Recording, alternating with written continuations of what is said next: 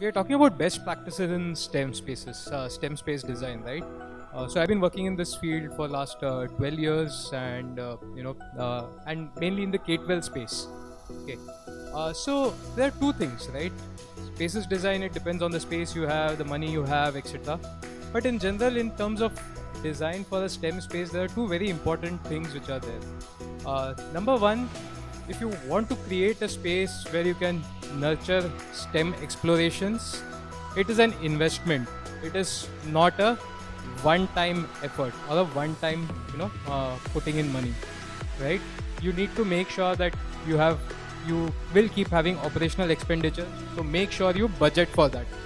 So I'm, part into education, part into management. So that is something that is very important for all school leaders or any institute leaders to understand.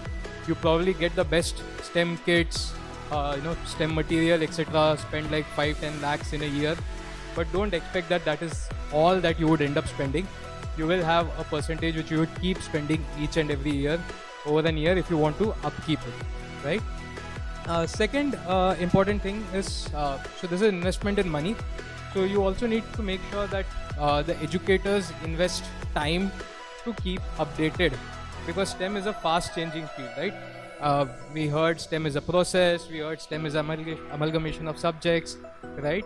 But whatever it is true that it is a fast changing field, right? Because technology is ever changing. So the investment of time in terms of upgradation of your skills is definitely needed. And in that, I would believe de-risking, as an institute is a very good strategy.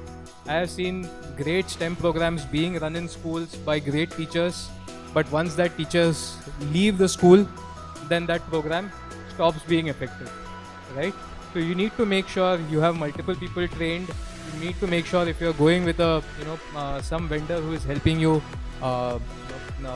set up your STEM space, see that whether there is a curriculum, there is something in place which will help you in the longer run.